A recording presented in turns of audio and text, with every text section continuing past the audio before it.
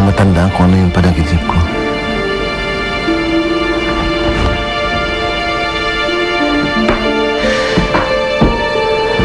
Sabihin mo na sa akin ang totoo, Fernando.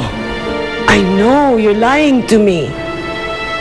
You've been lying to me all these years. Ano ba talagang totoo? Saan ka ba nagpunta nung nawala ka sa akin? Matagal na panahon na yun. And of all times, bakit ngayon pa uungkatin yun? Because I realized that I will not be at peace hanggat hindi mo sinasabi sa akin ang totoo.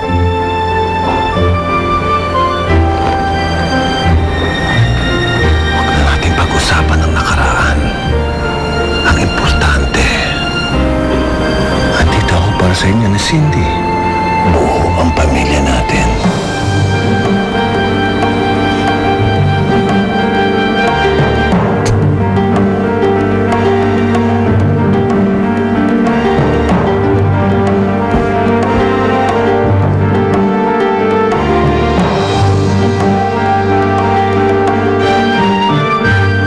To.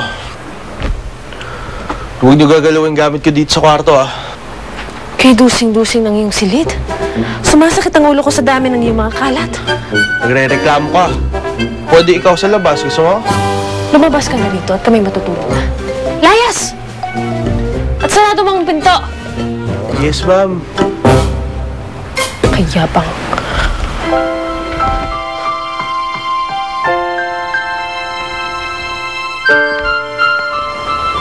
Ate Griselda, ang sabi ni Kuya Eric, huwag mo daw gagalawin yung mga gamit niya dito. Titignan ko lamang.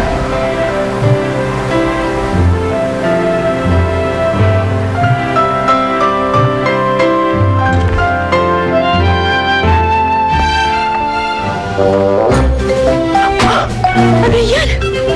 Kay Laswa! Chik-chik, bukas na bukas hahanapin na natin ang factory. Kailangan na natin makauwi kina Sir Andy.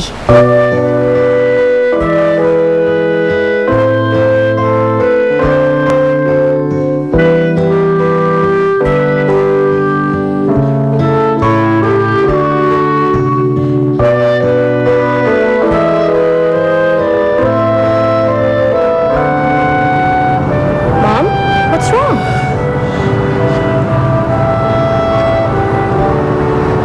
I never wanted to say anything bad about your father. But I think now you're old enough. Ano po yun?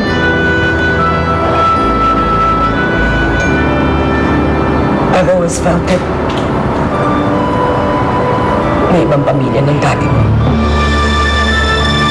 Ano ibig mong sabihin? Matagal ko nang nararamdaman na may tinatago siya. Pero kahit anong gawin ko, hindi ko siya mahuli. Are you sure about this, Mom?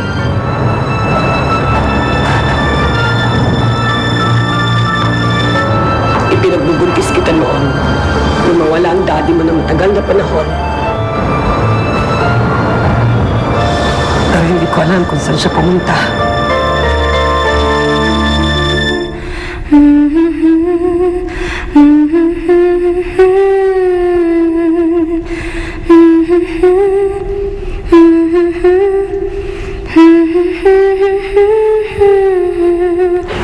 Sino nagturo ng kanta niya, ate?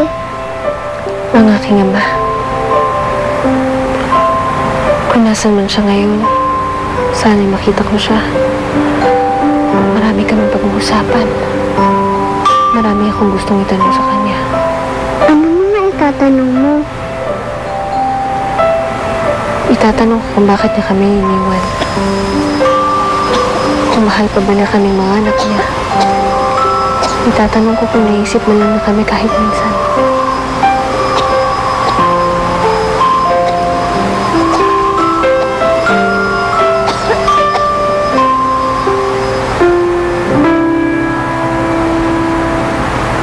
Siya rin ang nagbigay sa akin ito.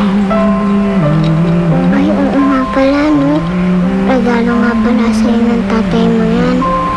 Sasabihin ko sana, ibenta na lang natin para may pamasahe tayo pupunta sa factory bukas.